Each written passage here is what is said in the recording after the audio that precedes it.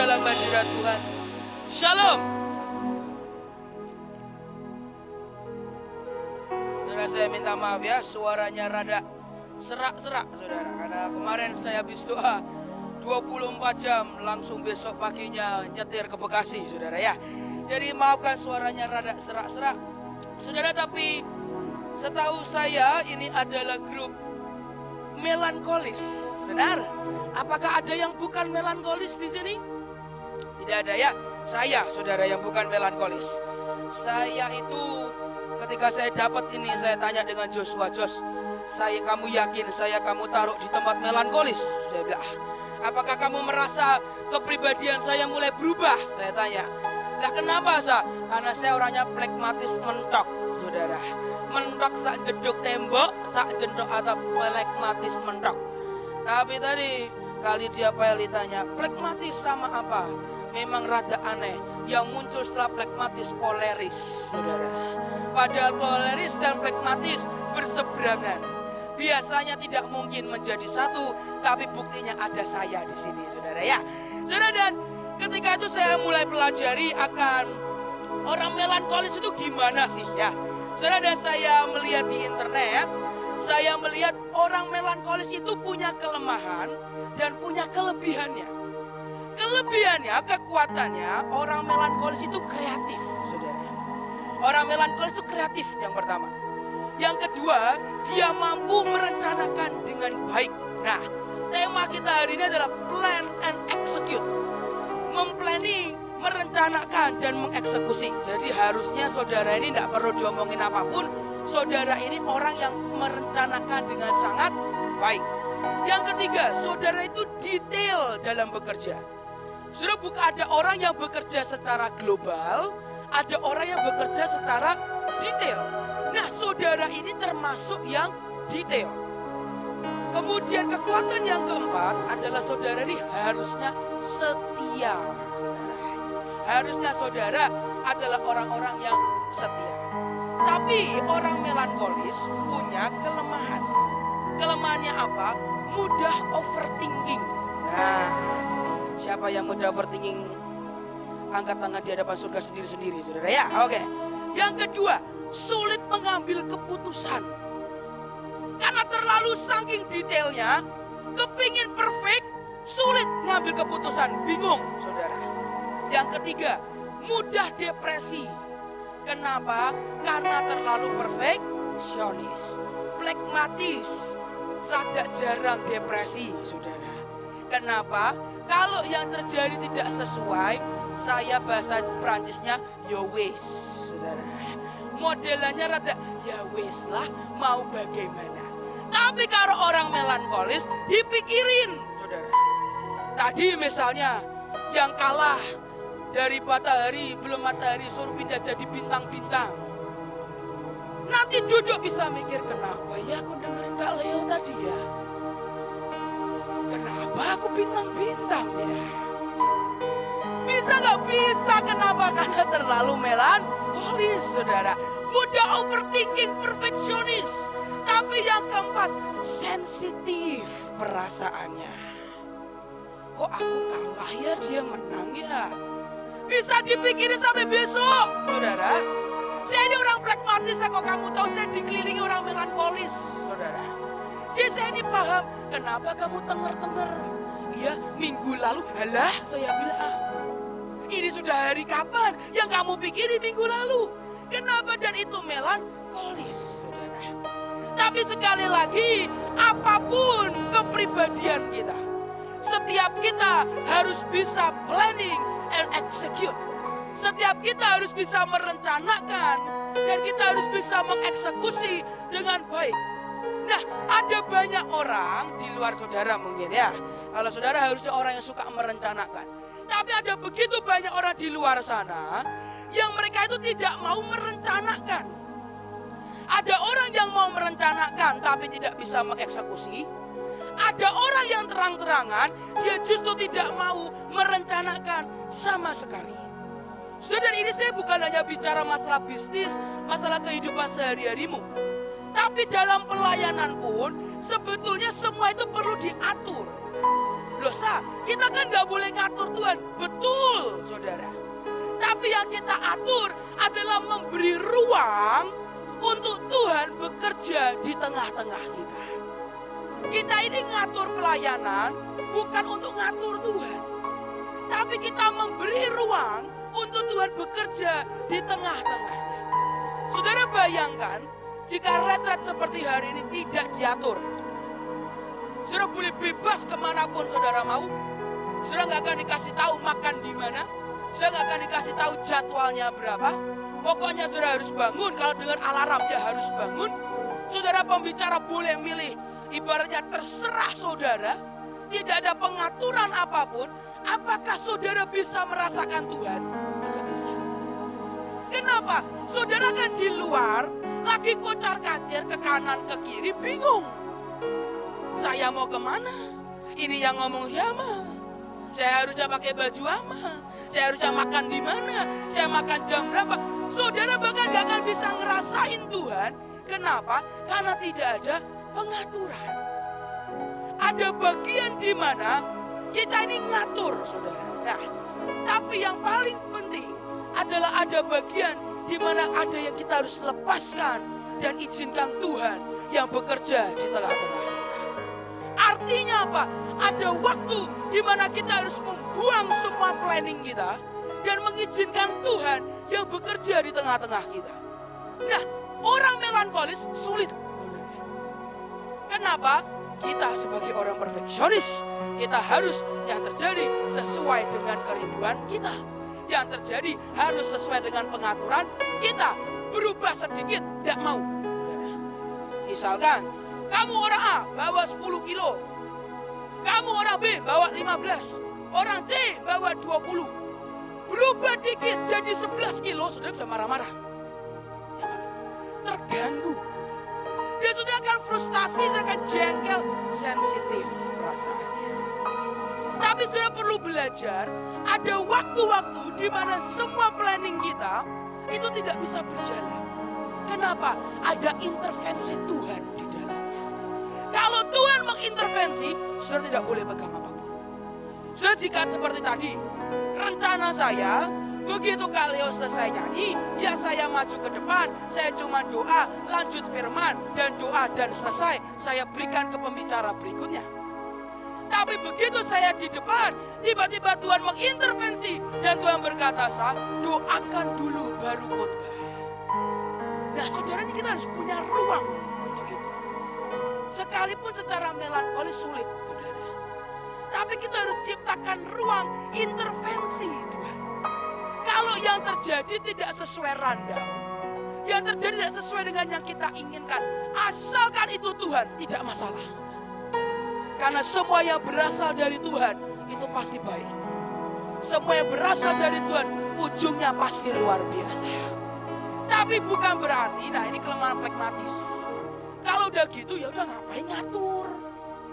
Santai aja lah. Saya itu kalau pragmatis ketemu Bevis lebih pragmatis daripada saya, saudara. Bev, hari ini dia kan mau nikah aja luar biasa, yang ngatur siapa? Mahanaim. Nikah loh, saudara. Saya sampai yang menjadi pendengar orang ketiga mendengarkan Joshua dan Bevis ngobrol. Saya sampai tanya, Bev, kamu ini gak ngatur apa-apa? Enggak, datang cuma bawa diri, katanya. Pragmatis, saking pragmatisnya gak mau ngatur, saudara. Merasanya sudah ada mami, ada Joshua. Permintaanmu apa? Minta pokoknya dari atas ada air terjun sampai bawah. Caranya gimana? Gak tahu, Joshua aja yang mikir. Saya itu sampai dengerin, saya mikir ini orang mau nikah apa enggak? Ini kok kayak mau acara ulang tahun. Ya, saking pragmatisnya. Gak mikir, gak mau mikir. Tapi sekali lagi Tuhan mau kita untuk mengatur dan mengeksekusi dengan baik, saudara. Dia tetap kita mau mengatur dan mengeksekusi dengan yang baik. Kenapa? Karena Yesus pun selama pelayanannya di dunia, dia memplanning dan mengeksekusi dengan sempurna. Saudara, saya nggak bisa kasih saudara contoh praktek ya. Nanti saya akan tunjukin dikit lah saudara ya. Yang benar-benar dalam kehidupan saya ngatur setiap mungkin acara, bagaimana cara saya ngaturnya. Saudara, tapi yang saya bisa kasih ke saudara hari ini adalah dasar firman-Nya. Karena Tuhan kita itu benar-benar ingin kita punya excellent. Apapun yang kita kerjakan harus kita eksekusi dan lakukan dengan baik. Nah, dia berikan contoh yang sempurna. Paling yang mudah bisa kita pelajari, mari kita lihat Matius 14 ayat yang ke-13 sampai ayat yang ke-21. Matius 14 ayat yang ke-13 sampai ayat yang ke-21. Bolehkah saya minta tolong siapapun bantu saya bacakan Matius 14 ayat 13 sampai ayat yang ke-21. Setelah Yesus mendengar berita itu, menyingkirlah ia dari situ dan hendak mengasingkan diri dengan perahu ke tempat yang sunyi. Tetapi orang banyak mendengarnya dan mengikuti dia dengan mengambil jalan darat dari kota-kota mereka. Ketika Yesus mendarat, ia melihat orang banyak yang besar jumlahnya, maka tergeraklah hatinya oleh belas kasihan kepada mereka, dan ia menyembuhkan mereka yang sakit. Menjelang malam, murid-muridnya datang kepadanya dan berkata, "Tempat ini suci dan sunyi dan hari sudah malam. Suruhlah orang banyak itu pergi supaya mereka dapat membeli makanan di desa-desa." Tetapi Yesus berkata kepada mereka, "Tidak perlu mereka pergi, kamu harus memberi mereka makan." Jawab mereka, "Yang ada pada kami di sini hanya 5 roti dan 2 ikan." Yesus berkata, "Bawalah kemari kepadaku." Lalu disuruhnya orang banyak itu duduk di rumput. Dan setelah diambilnya 5 roti dan 2 ikan itu, Yesus mengadah ke langit dan mengucap berkat. Lalu memecah-mecahkan roti itu dan memberikannya kepada murid-muridnya. Lalu murid-muridnya membagi-bagikannya kepada orang banyak. Dan mereka semuanya makan sampai kenyang. Kemudian orang mengumpulkan potongan-potongan roti yang sisa 12 bakul penuh. Yang ikut makan kira-kira 5.000 laki-laki, tidak termasuk perempuan dan anak-anak. Saudara, ketika Yesus memberi makan, itu enggak sembarangan rotinya dilempar-lempar loh. Ketika Yesus memberi makan, ada orang yang berkata begini, Yesus itu mendudukkan mereka kotak per kotak. Jadi Yesus itu tidak ngawur-ngawuran. Hari itu dia mengatur, dia memplanning semuanya dengan luar biasa. 5.000 orang yang harus dia beri makan, panitianya berapa? 12 orang. Bahannya cuma ada makanan apa? 5 roti dan 2 ikan. Ini kalau gak diatur, chaos. Sudah tahu 5.000 orang banyaknya kayak apa kan? Bukan 50 loh, 5.000 orang. Dia harus beri makan, panitianya cuma berapa? 12. Bahannya cuma ada berapa? 5 roti dan 2 ikan. Dan hari itu Yesus ngatur. Tapi hari itu kenapa kita ini seringkali seperti murid Yesus? Saudara, murid Yesus berkata, Tuhan, ini tempat yang terisolasi. Sunyi itu tempat yang terisolasi. Dan ini sudah malam, udahlah Yesus, suruh mereka cari makan sendiri-sendiri. Kayak hari ini saudara datang ke tempat ini, dan panitianya berkata, carilah makan sendiri-sendiri. Nanti ya jam berapa balik lagi ke sini. Tapi hari itu Yesus bilang gak mau. Nah, kenapa sih murid-murid gak mau? Sudah tahu alasan paling pertama, karena mereka tidak mau repot. Dan ini masalah besar. Karena kalau kita berkata mau diberkati Tuhan, maka ketika berkat itu datang, makin besar tanggung jawabnya. Dan kalau makin besar tanggung jawabnya, makin repot. Saudara makin perlu kerja lebih keras, doa lebih banyak, puasa lebih sering, rapat lebih banyak, lembur lebih sering. Kenapa? Karena tanggung jawabnya semakin besar, pasti semakin repot. Tapi sekali lagi, kenapa sebuah acara itu berantakan, parkir melintang-melintung, tidak jelas. Saya punya kekaguman dengan Mahanaim. Oh, yang di dalam sini acaranya berapa ribu pun, di luar kelihatannya tidak ada acara. Saya pernah tanya, ini Bapak Ibu parkir di mana? Kok dari depan sana kayak gak ada mobil? Tapi begitu masuk, lah orangnya berjibun. Makanya waktu pandemi pun gak ada yang tahu, saudara. Gak kelihatan. Tapi sudah bisa bayangin parkir melintang sana, melindung sana. Chaos di mana-mana. Orang harusnya dapat gelang door prize 1. Ini jemaat kanan kiri dapat semua. Saya bisa bayangin. Nomor door prize cuma 1 sampai 100. WL-nya nyebutnya 210. Itu malaikat mana yang datang, saudara? Saya bisa bayangin gak? WL-nya tiba-tiba nyanyi lagu. Pemusiknya bingung. Lagu apa ini? Ternyata yang tahu hanya WL dan Tuhan. Ciptaannya sendiri, musiknya gak dikasih tahu. Saya bisa bayangin gak? Betapa chaosnya itu. Kenapa bisa berantakan? Tidak ada planning. Gak ada yang ngatur. Dan kenapa orang gak mau planning? Gak mau repot. Saudara di kerja luar pun, jika sebuah event organizer IO gak mau repot, tidak mau memplanning, maka dia akan hanya mendapatkan job-job kecil. Mereka akan cuma dapat acara yang makin kecil. Karena makin besar acaranya, makin repot. Makin banyak kerjaan yang harus diurus. Sudah lihat Musa. Tanggung jawabnya gede, dia pimpin 2 juta orang menuju ke Kanaan. Kalau Musa gak mau repot, gak mau diurus, ditinggal bisa gak? Bisa lah. Tinggal ngilang di antara 2 juta orang, masa gak bisa? Bisa. Musa tiba-tiba berdandan seperti yang lain. Mana ada orang tahu itu Musa? Gak ada. Tapi Musa pun ngatur. Dari Musa dia pilih pemimpin lagi. Ya kan? Dia ngatur kenapa dia mau repot. Sudah tahu bedanya fine dining dan warung? Saya tahu makanan di warung lebih dahsyat. Saya pernah nyoba keduanya, saudara. Waktu itu zaman papa saya hidup, saudara. Kalau sekarang saya udah gak mau, saudara. Waktu itu karena papa saya ngajak, saya ikut. Pakaiannya harus rapi. Saya pernah diusir dari restoran yang karena pakai baju Semarangan. Saya tahu alas Semarangan, kaos, celana pendek, sendal jepit. Saya tuh kalau lihat orang Jakarta pergi ke mall kayak mau kondangan. Kita orang Semarang tambah kaya, tambah penampilannya begitu. Maka saudara harus bahaya orang Semarang itu. Semakin sederhana, biasanya semakin kaya, saudara. Tapi semakin borju, biasanya kurang. Tapi yang kaya banget, wah itu, saudara. Makanya saya beriman menjadi orang kaya, saya penampilannya begitu, saudara. Tapi kan ya namanya fine dining yang gak peduli ya, saudara ya. Diusir lah ya. Kembali aja besok, pakai pakaian yang lebih rapi. Saya pernah ikut, saya harus pakai rapi, harus pakai sepatu, rambut juga gak boleh acak-acakan, harus rapi.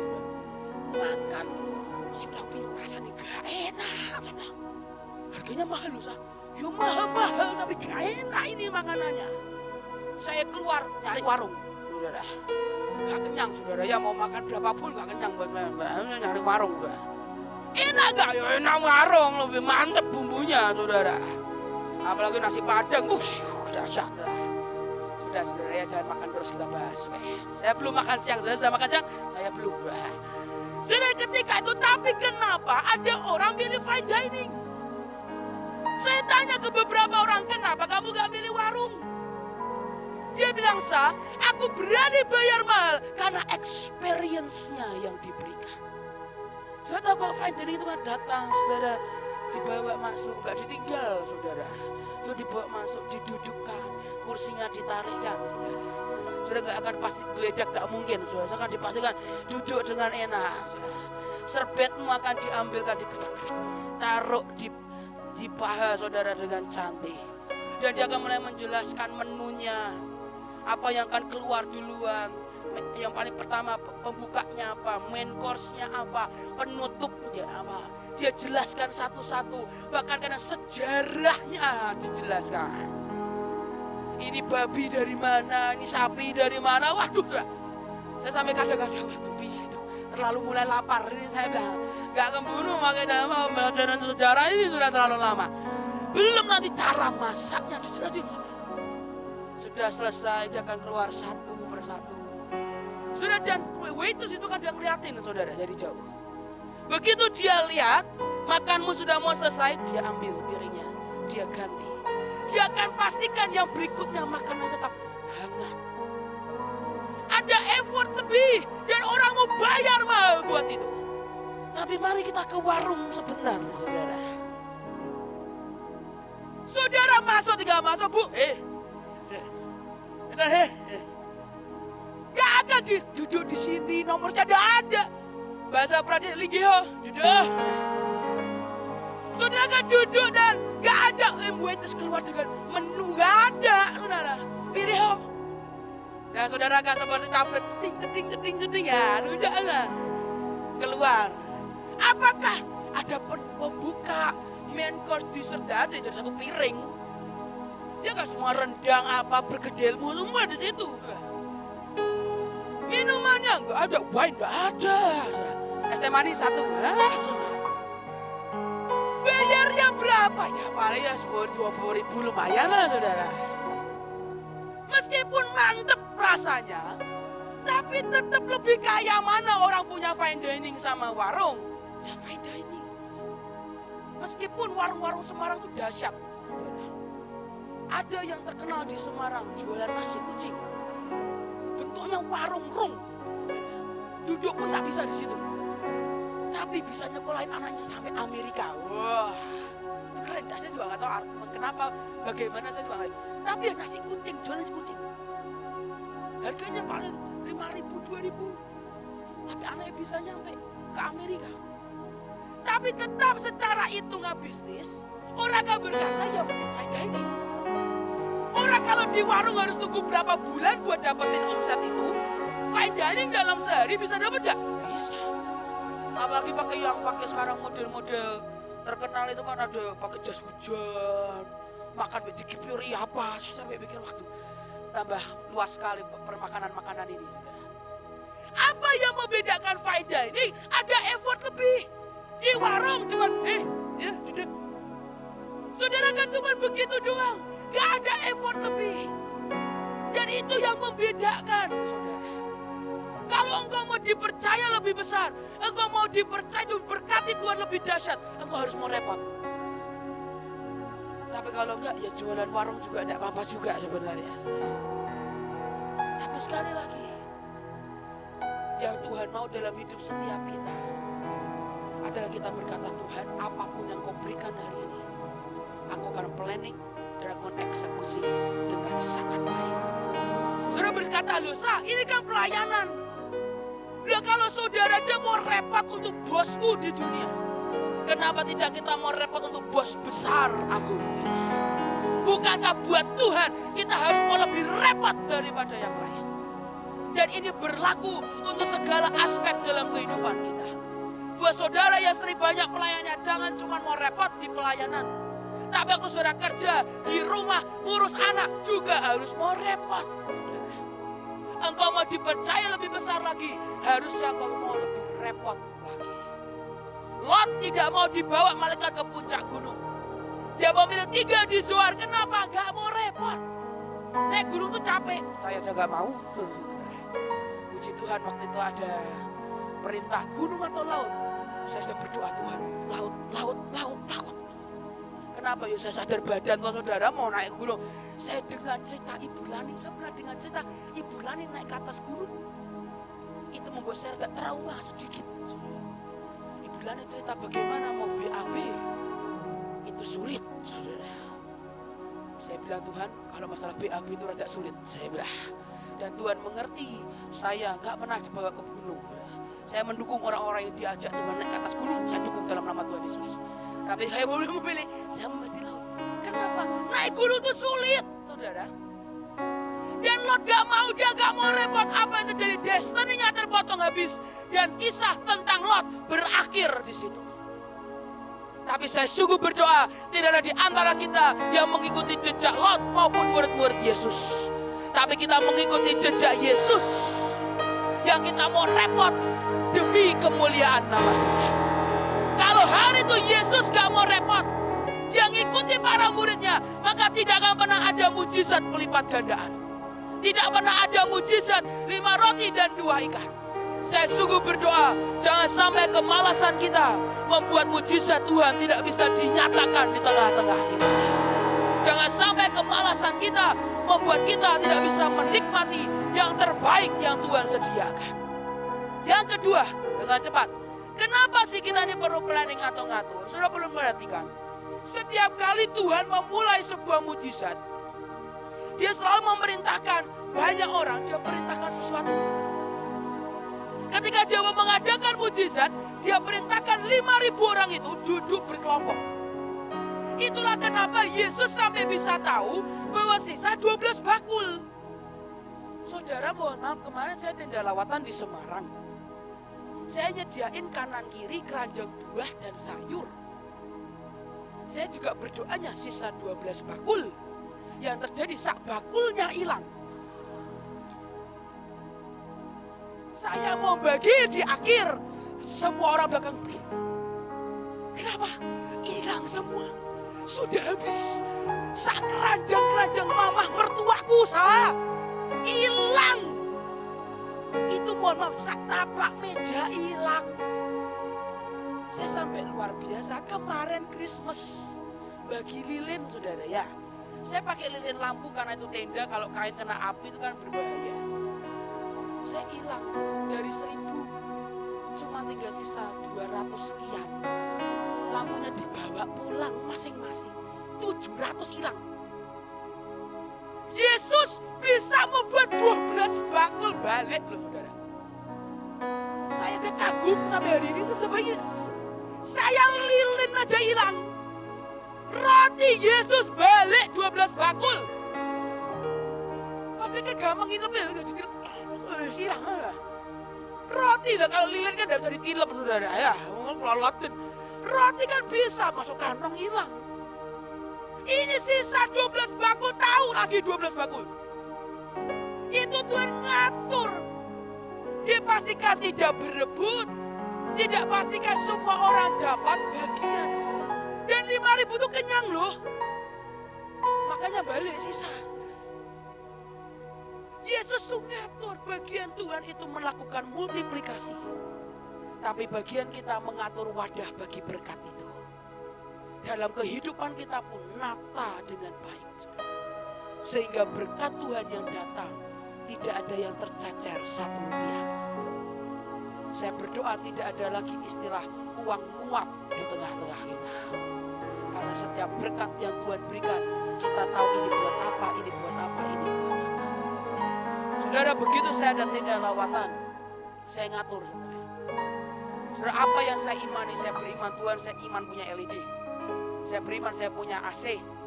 Saya beriman saya nggak mau pakai tanah, saya mau pakai paving. Saya beriman saya nggak mau nyewa kursi, saya mau beli kursi. Saya berkata Tuhan saya punya iman ini, saya punya iman ini. Dan itu saya ngatur semuanya. Ada duitnya? Ya udah ada, namanya cuma ngatur. Ngatur tuh enggak mahal loh saudara. Enggak perlu duit, cuma perlu iman. Dan enggak mau repot, saya ngatur.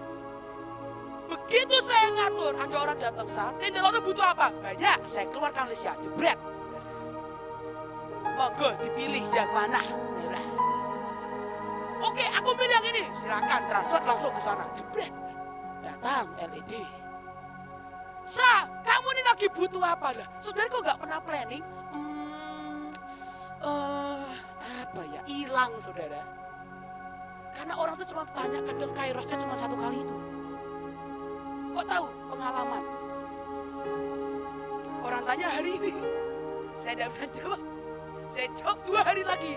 Orang yang berkata, Tuhan udah gak ngomong apa-apa tuh katanya. Hilang saudara. Sejak itu saya belajar. Saya harus be ready. Sediakan payung sebelum hujan. Sebelum berkat Tuhan saya harus siapkan wadahnya. Saudara. Saya list semua. Orang tanya saya punya. Saya pastikan tidak ada 1 rupiah pun uang hilang kemana. Gak ada. Saudara. Saya pastikan semuanya harus saya tampung dan kelola dengan baik. Saudara, dan hari ini itu yang harus kita perhatikan. Sebelum Tuhan membuat mujizat penggandaan minyak seorang janda, nabinya nyuruh ngapain? Kumpulkan banyak wadah. Sebelum Tuhan turunkan hujan di tengah kekeringan, perintah Tuhan juga turun kepada nabinya, gali parit. Manusia diciptakan ke hari yang berapa? Terakhir. Kenapa? Segala sesuatu diciptakan Tuhan, diatur Tuhan terlebih dahulu. Kemudian baru manusia yang diciptakan. Supaya apa? Bisa hidup. Saudara lihat Tuhan itu selalu memerintahkan dan menunggu wadahnya dulu. Wadahmu siap, planningmu siap, dia akan berikan di tengah-tengah kita. Tapi kalau nggak siap, saudara ini kan nunggu, udah saling nunggu. Akhirnya terjadi apa? Kita saling nunggu. Kita nunggu berkat Tuhan, Tuhan nunggu kita. Kau berkata, Tuhan mana berkatmu? Tuhan balik tanya, nak wadahmu mana? Planningmu aja gak ada. Kalau aku kasih pasti habis. Orang membuktikan survei, orang yang menang lotre, biasanya dalam waktu 5 tahun kurang, dia akan jauh lebih miskin dari sebelum dia terima lotre. Kenapa? Dia gak punya planning. Uang itu mau diapain, uang itu mau dipakai apa, uang itu mau di-spend apa, dia gak punya planning sama sekali. Dan membuat akhirnya apa? Dia tidak bisa menikmati yang seharusnya dia nikmati. Saudara Yusuf itu adalah orang yang selalu mengatur semuanya. Saudara, mungkin ada orang yang berkata, Lusa, kan kata Pak Yusak gliding way. Saudara tahu, saudara makin gliding, saudara makin perlu persiapan lebih banyak. Ada dulu anak buah saya ngomong gini, Ci, lah kalau gitu, kalau kamu nanti nyanyinya nge-flow, ya ngapain kita persiapan? Kan gliding way. Saya bilang, loh, semakin kamu gak tahu saya mau nyanyi apa, semakin banyak lagu yang harus kamu siapkan. Ya itu saudara. Semakin saudara gak ngerti apa yang akan jadi di depan, saudara harus makin persiapan. Gliding way itu dengan Tuhan, saudara. Waktu Tuhan intervensi, belok. Tapi kalau Tuhan enggak, Tuhan itu pasti memberikan kita hikmat untuk ngatur. Jadi gliding way itu bukan males. Semakin gliding, semakin banyak persiapan yang harus saudara lakukan. Kalau saudara menari buat Tuhan, pemimpinmu kalau nari, ikuti Tuhan, maka bukan berarti kita tidak semakin persiapan. Justru kau harus makin persiapan, semua gerakan kau hafalin sampai mentok. Supaya apapun PIC-mu waktu gliding gue, kamu ikut gliding. Jadi jangan dibalik-balik. Yusuf gliding. Dibawa Tuhan sampai ke pontang panting. Itu sudah bukan gliding, itu sudah gelundang Yusuf itu. Tapi dimanapun dia digelindingkan Tuhan, dia ngatur. Jadi budak, ngatur dah, ngatur. Sampai Potifar gak perlu mikirin yang lain kecuali makannya. Masukin penjara, ngatur dah, ngatur. Sampai dia akhirnya jadi pemimpin, ngatur penjara. Begitu dia diangkat Tuhan nomor 2, gampang dia ngatur. Kenapa? Di setiap musim dalam hidupnya, dia belajar untuk ngatur. Saya berdoa, apapun dalam musimmu, engkau belajar untuk tak memilih menjadi yang excellent. Atur setiap berkat Tuhan, persiapkan dirimu, saudara. Karena apa yang tahun ini akan Tuhan berikan akan begitu dahsyat, saudara. Tapi pastikan hidupmu jadi wadah. Engkau harus mau mengatur dan engkau harus mau mengeksekusi dengan tepat. Jangan biarkan kemalasanmu membuat engkau tidak menjadi yang terbaik. Tapi jadilah yang terbaik di setiap musim kita. Jadilah yang terbaik di setiap level kita. Maka Tuhan akan mempercayakan lebih dahsyat lagi. Tuhan akan memberikanmu berkat lebih dahsyat lagi. Promosi Tuhan akan turun dalam hidupmu. Yang tidak pernah timbul di matamu, tidak pernah kau dengar, tidak pernah kau muncul di hatimu, itu yang akan diberikan di tengah-tengah kita. Tapi berkat Tuhan jangan membuat kita hancur. Tapi berkat Tuhan harus membuat kita semakin naik dan semakin naik dan semakin naik. Dan saya percaya, jangan dan terakhir yang Tuhan berkata, buat saudara para melankolis, perasaanmu itu bukan nomor yang pertama. Perasaan Tuhan. Perasaan Tuhan harus melebihi perasaan kita. Kehendak Tuhan harus melebihi kehendak kita. Tuhan mau belok, belok. Tuhan mau berhenti, berhenti dalam nama Tuhan Yesus. Kenapa? Hati seorang raja mudah dibelokkan ke kanan maupun ke kiri, mengikuti kemanapun arah Tuhan. Dan saya percaya ketika hati seorang raja dia temukan di sini, maka blessing, berkat kekayaan raja-raja pun akan dia berikan di tengah-tengah kita. Saudara, yang terakhir saya mau ingin tunjukkan sedikit dari apa kalau setiap kali saya tenda lawatan, ini yang saya ngatur, saudara. Saya ngucap syukur saya punya cici yang luar biasa, Cik Isya. Karena kalau saya itu kalau terlalu pragmatis, kadang terlalu cuek, saudara ya. Dan dia ini beliau yang bagian ngatur. Dan dia atur semuanya dalam bentuk PowerPoint, saudara. Saya ingin tunjukkan sedikit buat saudara. Ini acara sehari, 3 hari, 13, 14, 15, 16. Acara Bahtera 12 jam, pasar murah, pesta anak, hari ketiga pasar murah, saudara. Boleh next. Oke. Dia akan ngatur paling pertama, dia akan bagi tim. Ini ngaturnya jika saudara, pokoknya dia dengan segala, dan itu ada job listnya, saudara. Kita tidak mau ada orang yang saling seberang-seberangan. Misalnya, aku abimu, tiba-tiba ada orang nih, aku abimu. Abinya kok banyak ada. Kita nggak mau itu terjadi, maka kita bagikan semuanya detail. Sampai kebersihan alat musik, air minum pemusik, kelengkapan WC, ada orangnya, saudara. Jadi kalau kita nanti kalau ada apapun, kita tidak mau salah menyalahkan. Terus next. Ada lagi ya, terus. Kita ngatur, saudara. Saya ambil dari map, karena kita kan tanah, saudara ya. Yang ngatur, oke, makanan di sini, tenda lawatan di situ, kontainer di sini, tenda panitia kita taruh mana, jasa kita taruh mana, parkir kita ngaturnya mana, drop off di mana, tenda di mana, masuk parkir VIP mana, terus yang hijau itu flow mobil makanan, tidak boleh ada yang di situ, diatur, saudara. Kita ngatur semuanya. Parkir pelayan di mana, toilet di mana, kita ngatur. Next. Atur lagi di dalamnya, saudara. Kita tunjukkan yang ini nih, ruang super junior, pantry, VIP, tenda panitia. Terus AC peletakannya di mana, saudara, di luar itu teratak itu di mana, tenda sponsor di mana. Kita butuh colokan itu di mana, karena ini lapangan kosong, saudara. Jadi kita ngatur sampai segitunya. Terus toilet kita taruh di mana? Next. Kita taruh lagi kuning-kuning. Ini siapa? Ini bagian usher. Taruh di sini-sini. Ngapain? Kerjaannya begini, 14 orang arrange cuma 7 bulan. Ada yang keluarga Batra yang masuk pintu VIP, kasih goodie bag, blok nomor 1, 2, 9, hamba Tuhan. Orang ini kamu siap-siap altar call. Kalau kita kata, yang kuning. Sudah, ayo altar call. Jadi kita nggak ada salah-salahan, saudara, karena mereka sudah tahu itu tugas mereka. Next, kita ngatur parkir, kita ngatur, saudara. Mobil hadap sini, motor hadap sini, atau hadap sana. Nah, diatur semuanya. Sampai akhirnya titik lampu pun kita akan ngatur semuanya. Next, ya ini bus arahnya ke sini, jalan masuk dari sini, keluar muter kemana. Nah. Jadi ini hampir semua anak buah saya setiap minggu di briefing ini sampai ngelotok di otak, saudara. Tiap hari mereka suruh ngapalin ini. Next. Nah ini nama orang itu, orang ini di sini. Kita taruh setiap orangnya. Terus next. Ada 12 jam ya, jadi kita ganti nanti next. Oke, ini masih sama, kita masih ngatur ini, orang ini ya. Ini kita ngatur orang kalau masuk daerah MHC, parkir di mana, jalur food truck Gojek di mana, diatur semuanya. Next. Oke, next.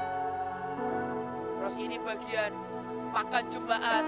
Saudara, jadi itu nggak cuma digeletak-geletak, saudara. Kita ngatur orang masuk dari mana, meja diatur mana, flow-nya kemana, sampai minum air Moses, saudara ya.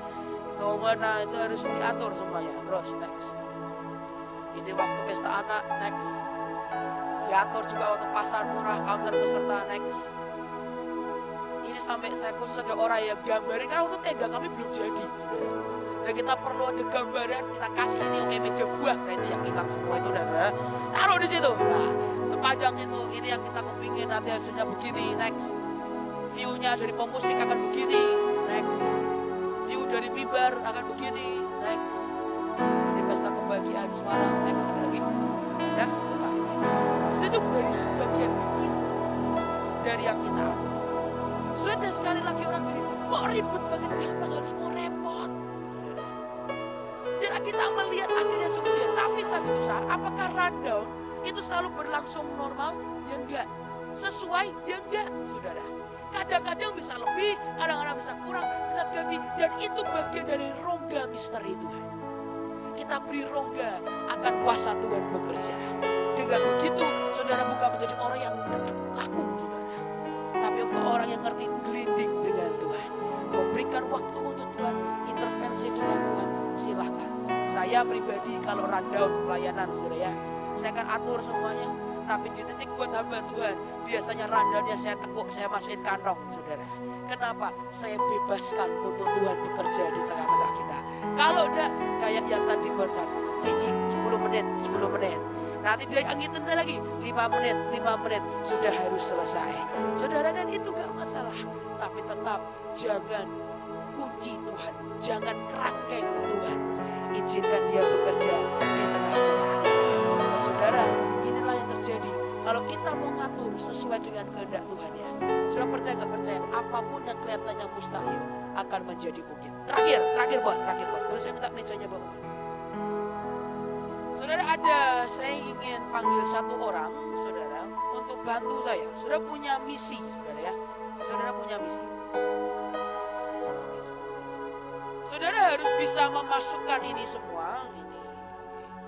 Ada pasir, kelereng dan batu, bola pingpong, cetakan Doraemon. Semua harus masuk di toples ini dan harus bisa tertutup. Ya, oke ya. Oke. Bolehkah saya minta tante? Boleh ya? Jangan malu-malu tante. Yuk. Ya Bapak, yuk tak temen orang pragmatis tante. Ayo. Biar ada cuek sedikit lah. Coba. Jadi tante harus masukin semua pasirnya, semua kelereng, semua bola pingpong, semua cetakannya dalam satu toples. Dan toplesnya harus bisa nutup. Silakan tante, waktunya cuma 35 menit ya. Semua ya, semua. Tenang ya, tahu. Biar itu tuh ilustrasinya nyampe gitu loh, saudara. Ya kalau itu kan pelan-pelan ya, tante, santai aja ya. Tapi waktunya 35 menit tante ya. Biar gak dimarahin. Nah, ini kreatif sekali ya. Pasir, cetakan. Oke. Wah, ini kalau berhasil sih ilustrasi saya gagal ya tante ya. Tapi kalau ini tidak apa-apa tante, kalau berhasil itu bagus. Ini bagus juga, tetap bagus ya. Oke, tantenya berhasil sih ya.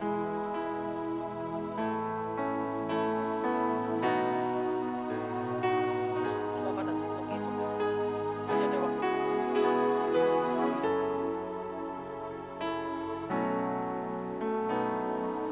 Ini benar-benar mencerminkan seperti melankolis ya. Dipikir benar-benar ya. Saya pernah tante pakai orang lain tidak dipikir. Tapi ini benar-benar mencerminkan melankolis yang sejati. Benar-benar dipikir gimana caranya satu-satu. Ya. Gak ngawur. Saya pernah pakai anak muda tuh ngawur-ngawuran. Sampai meludak kemana-mana. Biasa dipikir. Dan ngawur-ngawuran itu sungguh-sungguh mencerminkan melankolis yang baik sekali. Sepertinya tantenya berhasil ya, kayak ilustrasi saya gagal ya. Tapi apa-apa ya, itu baik juga, itu baik. Tapi poinnya pasti nyampe kok tante, jadi jangan merasa bersalah. Poinnya tetap nyampe pasti. Nah, ini tante pikir, berpikir. Ya, saya terlalu meremehkan orang melankolis sepertinya hari ini ya. Berhasil loh kayak tantenya sih. Mari kita lihat ya. Santai aja tante, masih ada waktu. Bapak. Nah. Coba sekarang ditutup, apakah bisa ditutup? Sepertinya kok berhasil ya.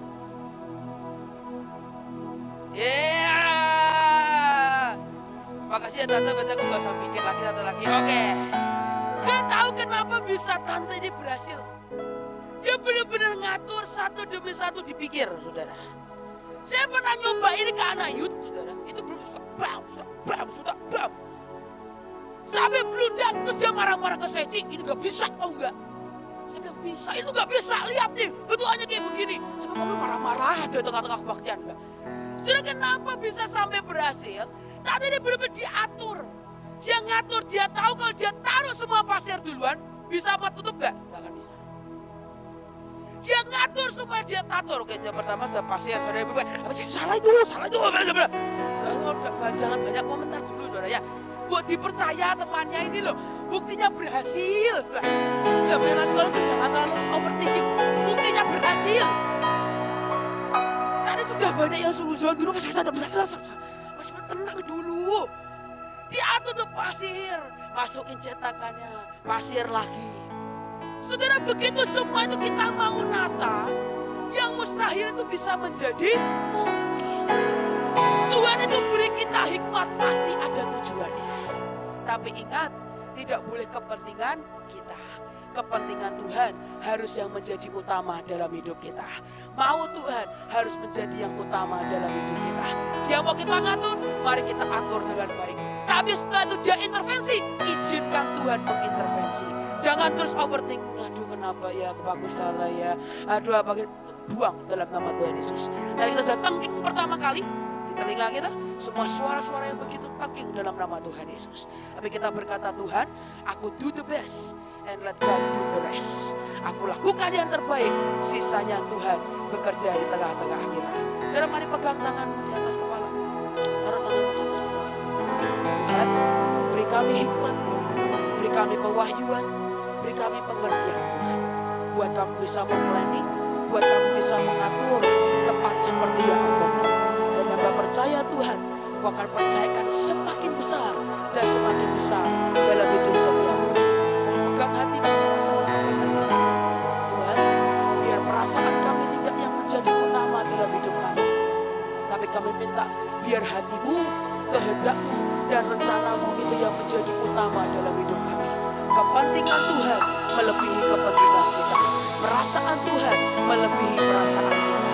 Dan percaya biar kau dapati ada hati Raja di tengah-tengah.